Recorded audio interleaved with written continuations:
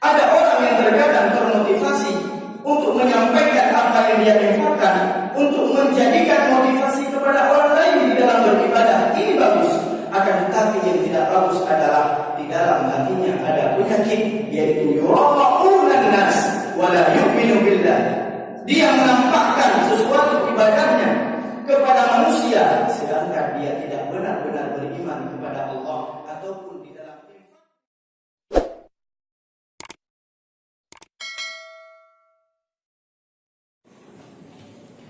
أعوذ بالله من الشيطان الرجيم بسم الله الرحمن الرحيم السلام عليكم ورحمة الله وبركاته Alhamdulillah, puji syukur kepada Allah Subhanahu wa taala dengan senantiasa melafazkan alhamdulillahi rabbil alamin alladzi bi ni'matihi tatimmus shalihat. Berselawat kepada Rasulullah Muhammad sallallahu alaihi wasallam dengan sentiasa melafalkan Allahumma salli ala sayyidina Muhammad wa ala alihi wa sahbihi ajma'in. Berkat perjuangan Rasulullah sallallahu alaihi wasallam, kita dapat melaksanakan manisnya iman, merasakan manisnya berukhuwah al-Islamiyah di dalam bingkai syariah Islam, di dalam bingkai akidah al-Islamiyah, hingga yang kita rasakan hari ini adalah zaman daripada Islamiyah, bukan lagi zaman daripada jahiliyah. Hadirin sidang jamaah subuh yang dimuliakan oleh Allah Subhanahu wa taala. Allah berfirman di dalam ayat suci Al-Quran surah Al-Imran ayat 112. ضربت عليهم الذلة والمسكنة وباءوا بغضب من الله إلا بحبل من الله وحبل من الناس إلى آخر الآية. Juga Allah berfirman di dalam ayat surat yang sama, A'udzu billahi minasyaitonir rajim. وسارعوا إلى مغفرة من ربكم وجنة عرضها السماوات والأرض أعدت للمتقين الذين ينفقون في السراء والضراء والكاظمين الغيظ والعافين عن الناس والله يحب المحسنين. صدق الله العظيم. Hadirin yang dimuliakan oleh Allah Subhanahu wa taala, kedua ayat tadi ini menggambarkan bagaimana tentang hubungan manusia dengan dua hal. Hubungan yang pertama adalah hubungan vertikal, dan hubungan yang kedua adalah hubungan horizontal. Hubungan yang pertama adalah hubungan kita dengan Sang Khaliq, antara makhluk dengan Khaliq, antara Allah yang menciptakan manusia, khalaqal insi wal jin, yang menciptakan jin dan manusia hanya untuk bersembah dan menyembah Allah Subhanahu wa taala. Maka hubungan ini disebut dengan hablum minallah. Kemudian hubungan yang kedua adalah hubungan horizontal, yaitu hubungan yang dinamakan dengan hablum minan nas, yaitu hubungan antara sesama dengan makhluk yang lain, baik itu antara manusia dengan manusia, ataupun antara manusia dengan lingkungan, ataupun antara manusia dengan binatang, ataupun antara manusia dengan sesama makhluk yang diciptakan dan sama-sama diciptakan oleh Allah Subhanahu wa ta'ala. Kedua ini adalah hubungan yang sangat penting di dalam Islam. Pada masa Rasulullah sallallahu alaihi wasallam, Rasulullah membina masyarakat yang madani. Rasulullah membina masyarakat yang tertulis oleh sejarah merupakan generasi terbaik yang pernah dibentuk oleh Rasulullah sallallahu alaihi wasallam.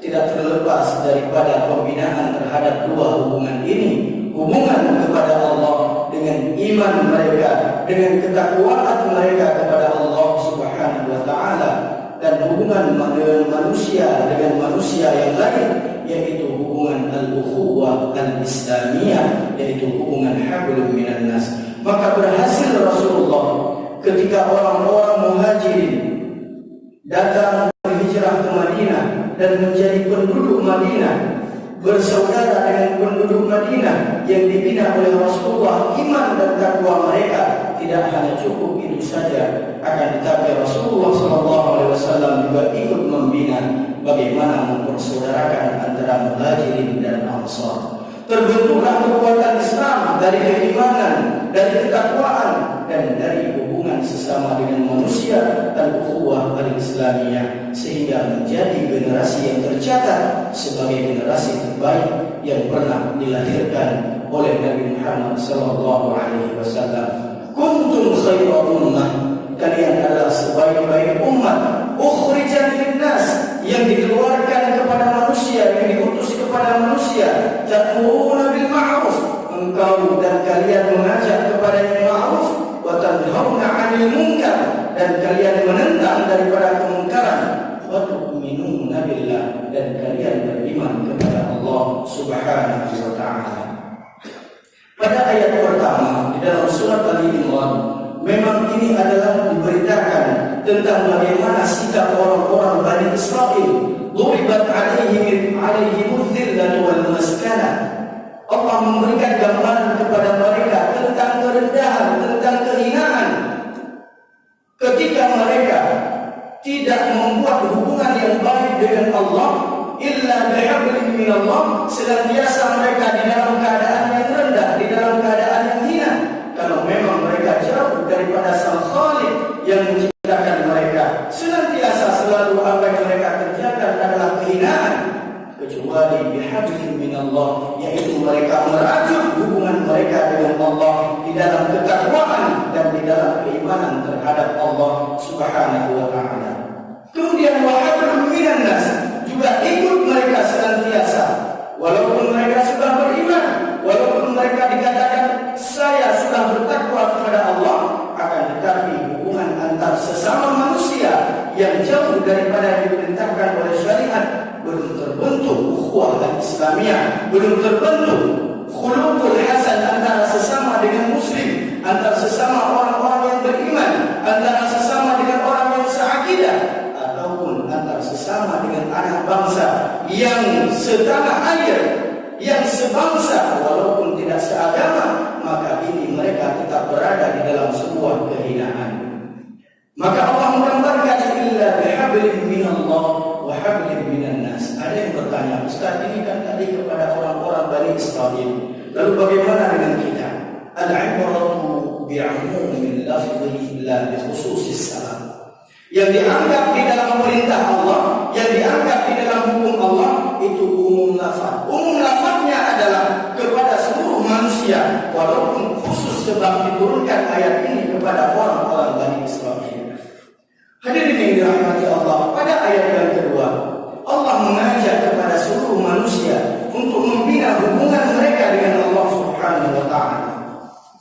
Dengan firman Allah di dalam surat Al-Imran, "Wasari'u ila maghfiratin min rabbikum", bersegeralah oleh kalian meraih daripada ampunan Allah Subhanahu wa taala, wa jannatin 'arduha as-samawati wal ard, dan surga yang sudah Allah siapkan, yang luas surga tersebut seluas dengan langit dan bumi. Lalu ada yang bertanya ketika Rasulullah membacakan ayat ini, "Wahai Rasulullah, seandainya surga itu seluas langit dan bumi, maka di manakah neraka?" Maka Rasulullah menjawab, yang diriwayatkan oleh Ibnu Abbas radhiyallahu anhu, "Ara'aita law janna 'alaika al-lailu ayna an-nahar?" Tidakkah engkau melihat, kata Rasulullah, ketika datangnya malam, maka di manakah siang berada? Maka begitulah, kalau kita sudah masuk ke dalam surga Allah, maka kita senantiasa tidak pernah melihat itu neraka. Kalau kita menjadi ahli neraka daripada yang sudah ditentukan oleh Allah, maka jangankan kita masuk ke dalam surga, terkadang kita tidak tahu di mana keberadaan neraka. Maka Allah menyuruh kepada kita bersegera, wasari'u, bersegeralah oleh kalian ila maghfiratin min rabbikum, kepada ampunan daripada Tuhan kalian, surga yang luasnya seluas langit dan bumi. U'iddat lil muttaqin. Diberikan kepada siapa? Kepada mereka yang bersegera, kepada mereka yang mengejar daripada ampunan Allah. Lalu Allah berikan ampunan kepada mereka, ghufran daripada Allah, ampunan daripada Allah, rahmat daripada Allah. Allah bebaskan mereka daripada api neraka. Sebagaimana fadilah daripada 10 yang pertama diberikan rahmat, 10 yang kedua diberikan maghfirah, dan 10 yang ketiga kita berdoa kepada Allah agar Allah membebaskan kita daripada api neraka. Faman zuhziha 'anil nar, barang siapa yang dibebaskan dan dimerdekakan dirinya daripada api neraka Allah, wa udkhilal jannah, dan dimasukkan ke dalam syurga Allah, karena tidak ada tempat di akhirat kecuali hanya 2 tempat. Di dalam akidah Ahlussunnah wal Jamaah tidak ada selain syurga dan neraka. Tidak ada al-manzilatu bainal manzilataini, antara syurga dan neraka tidak ada, sebagaimana pendapat dari orang-orang Mu'tazilah. Maka akidah kita meyakini kalau orang tidak masuk syurga, maka dia akan masuk ke dalam neraka. Kalau dia bukan ahli neraka, sudah dibebaskan oleh Allah daripada dengan ibadahnya, istighfarnya, puasanya, sholatnya, maka senantiasa dia akan dimasukkan ke dalam syurga Allah. Maka hadirin yang dimuliakan oleh Allah Subhanahu wa ta'ala, wa jannatin 'arduha as-samawati wal ardh, kepada siapa diberikan?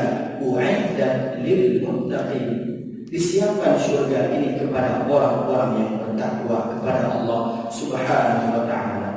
Sebagaimana maqasid tujuan daripada syariah diwajibkannya puasa. Lianna likulli maqam likulli syari'atin maqasidah. Kata Dr. Ahmad Al-Waisuni, seorang ulama dari Maroko. Beliau adalah seorang ketua Perhimpunan Ulama Internasional, ganti daripada Syekh Yusuf Al-Qardawi.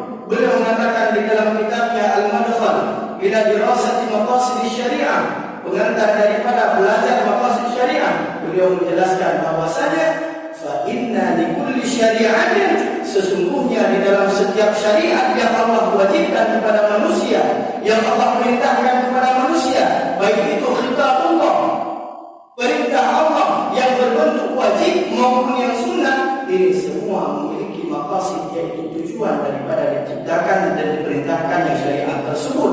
Salah satu maqasid daripada ibadah puasa adalah la'allakum tattaqun, agar kalian bertakwa kepada Allah. Maka tujuan daripada puasa adalah menjadi orang-orang yang bertakwa, sehingga orang-orang yang bertakwa mendapatkan surga daripada Allah. U'iddat lil muttaqin, yang disiapkan kepada orang-orang yang bertakwa. Sudah cukupkah ini syarat kita memasuki surga Allah? Hanya dengan membuat kita melanjutkan hubungan kita dengan Allah? Atau ada lagi tugas kita sebagai sesama dengan manusia? Maka di ayat ini Allah melanjutkan, alladzina yunfiquna fis sarra'i wad dharra, mereka adalah orang-orang yang bertakwa, yaitu syaratnya mereka bertakwa kepada Allah. Mereka adalah orang yang senantiasa menginfakkan harta mereka di jalan Allah, baik itu di dalam keadaan lapang maupun di dalam keadaan sempit. Ukur dengan bonus, atau dengan THR, atau dengan jamaah gaji, maupun kita di dalam keadaan sempit, senantiasa orang bertakwa, bersedekah dan berinfakkan hartanya di jalan Allah Subhanahu wa ta'ala. Kemudian wal kadhiminal ghaidha, yaitu orang-orang yang dapat menahan amarahnya, itulah orang yang bertakwa kepada Allah. Orang yang dapat menahan amarahnya, wal kadhiminal ghaidha wal 'afina 'anil nas, dan memberi maaf kepada sesama manusia. Maka syarat ini adalah syarat orang-orang yang bertakwa. Bukan hanya sholat yang dia banggakan, bukan hanya puasa yang dia banggakan, bukan hanya zakat yang dia banggakan, akan tetapi dia bersedekah di jalan Allah maupun di dalam keadaan lapang ataupun sempit. Sehingga dalam sebuah hadis Rasulullah, sab'atun yudhilluhumullahu fi dhillih yawma la dhilla illa dhilluh, 7 golongan yang dilindungi oleh Allah Subhanahu wa ta'ala pada hari tidak ada perlindungan dan naungan selain daripada Allah Subhanahu Subhanahu wa taala, yauma la yanfa'u malun wala banun, yaitu hari yang tidak ada manfaat, tidak ada guna harta, tidak ada guna anak, yaitu hari kiamat, hari yaumil hisab, di mana yuhsyarun nas ila Allah fawda. Ketika manusia dibangkitkan dari kuburnya, masing-masing mereka cuma mengenal dirinya sendiri, tidak perlu dan tidak mengenal orang lain. Nafsi, nafsi. Pada hari itu tiada perlindungan kecuali perlindungan daripada Allah. Salah satunya adalah wa rajulun tasaddaqa bisadaqatin, seorang pemuda yang bersedekah hatta la ta'lama shimalahu ma tunfiqu yaminahu. Sampai dia bersedekah, saking ikhlasnya, saking jujurnya kepada Allah Subhanahu wa taala, tangan kirinya tidak tahu apa yang diinfakkan oleh tangan kanan. Artinya bukan secara lahiriah. Sampai nombor sedekah yang makan itu dia.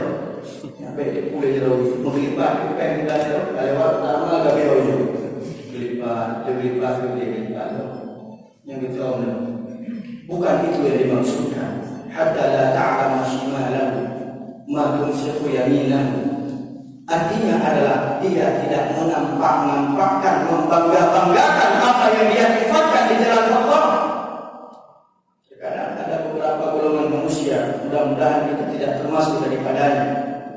Ada orang wa amma bi ni'mati rabbika fahaddits, diberikan nikmat oleh Allah, kemudian dia menceritakan nikmat tersebut agar orang termotivasi daripada nikmat yang dia terima, agar orang juga memperoleh nikmat yang sama. Ini bagus.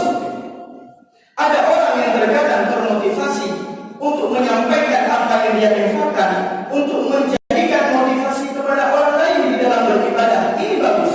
Akan tetapi yang tidak bagus adalah di dalam hatinya ada penyakit, yaitu yura'unan nas wala yu'minu billah.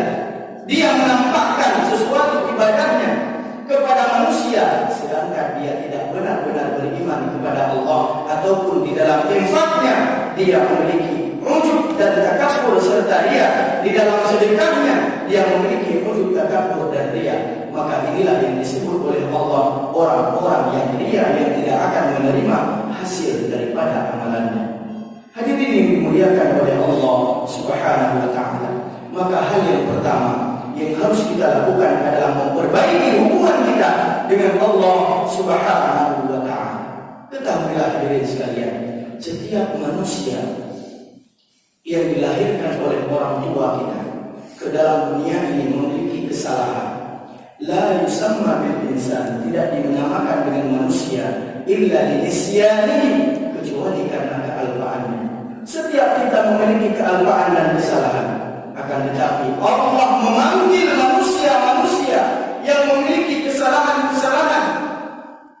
Sehingga dalam sebuah hadis qudsi yang diriwayatkan oleh Anas, beliau mengatakan, beliau bersabda, qala sami'tu Rasulullah sallallahu alaihi wasallam yaqul, aku mendengar bahwasanya Rasulullah sallallahu alaihi wasallam bersabda, qala Allah taala, Allah berfirman, ini adalah hadis qudsi, ya bani Adam, kata Allah kepada manusia, wahai anak Adam, innaka ma da'awtani wa rajawtani, sungguh engkau tidaklah ketika engkau berdoa kepadaku, engkau memanggilku, kata Allah, ma da'awtani wa rajawtani, kemudian engkau berharap kepadaku, engkau memohon kepadaku di dalam setiap waktu ketika kau beribadah, engkau memanggilku, ya Allah, ya Allah, ya Allah, dengan asma-asmaku, dengan sifat-sifatku, ya Hayyu ya Qayyum, ya Arhamar Rahimin, senantiasa engkau memanggilku, kemudian bermunajat kepadaku, wa rajautani, dan berharap akan ampunanku, illa ghafartu laka, maka aku akan mengampunimu, ala ma kana indaka wa la ubali, kata Allah, apapun yang ada dari setiap kesalahan yang kau miliki, aku akan mengampuninya, dan aku tidak akan peduli apa itu kesalahannya, wala ubali, aku tidak akan peduli apa kesalahanmu, aku tidak akan peduli apa sukumu, aku tidak akan peduli apa bahasamu, aku tidak akan peduli apa warna kulitmu, apa jenis kelaminmu. Kalau kau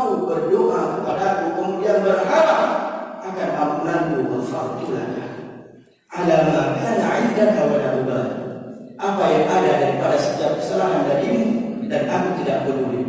Ya bani Adam, Allah memanggil, lau balaghat dhunubaka, seandainya dosamu itu balaghat anana as-samai, seandainya dosa dan kesalahanmu itu mencapai puncak langit saking banyaknya, mencapai puncak langit saking besarnya dosa yang kau miliki, summa astaghfartani ghafartu laka, akan tetapi ketika engkau beristighfar kepada Allah, engkau berharap ampunan daripada Allah, meskipun dosa-dosamu itu seluas langit yang menjulang ke atas langit hingga tembus langit, begitu banyaknya dosa yang kau miliki, ghafartu laka, aku akan ampuni dosa-dosamu.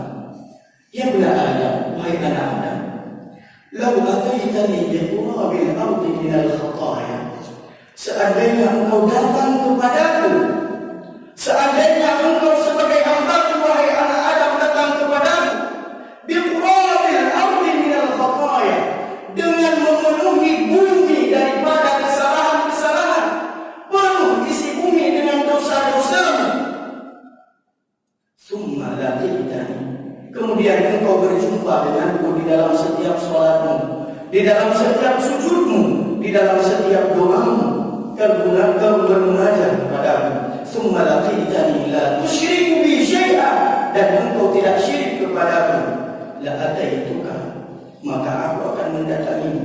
Ketika engkau datang kepadaku, kata Allah, aku akan mendatangimu biqurabiha ghufranan, maka aku akan datang kepadamu wahai anak Adam ketika kau datang dengan kesalahan-kesalahan yang terbanyak yang kau miliki, yang luasnya luas dan besar. Kesalahan tersebut adalah seluas langit dan bumi, yang memenuhi bumi bahkan, dan tidak ada isi selain dosa-dosamu. Aku akan datang kepadamu selama kau tidak syirik terhadapku, dengan penuhnya bumi ini dengan ampunan-ampunanmu. Hadirin yang dimuliakan oleh Allah Subhanahu wa ta'ala, wala ta'asu min rahmatillah, jangan pernah kita menyesal dan berputus asa terhadap ampunan daripada Allah Subhanahu wa ta'ala.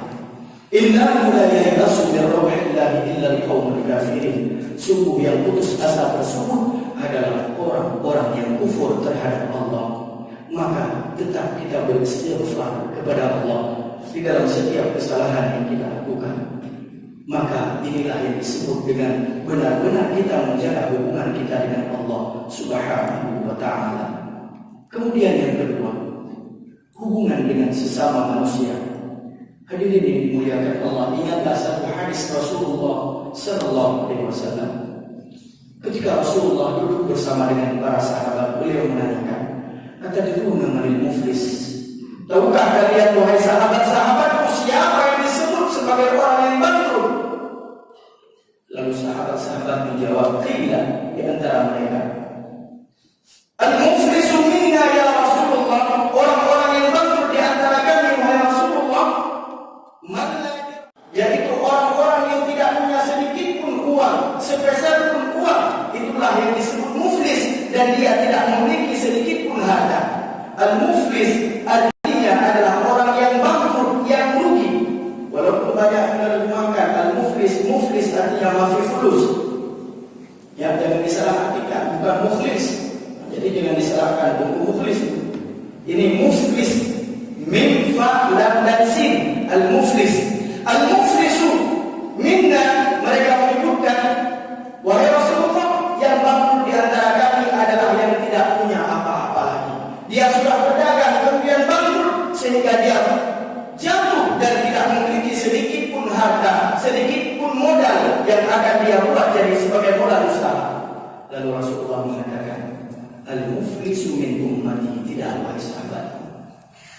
Al-muflisu min ummati, yang disebut dengan orang yang bangkrut adalah man ya'ti yaumal qiyamah, yang datang kepada Rasulullah, yang datang kepada Allah pada hari kiamat, bisolatin dengan solatnya, wa siyamin dengan puasanya, wa zakatin dengan zakatnya, wa ibadatin dengan ibadah-ibadahnya yang sangat banyak. Akan tetapi waqad syatama, dia sudah menghina orang ini, wa qadhafa hadza, dia sudah menuduh orang ini, wa akala mala hadza, dia sudah makan harta orang lain,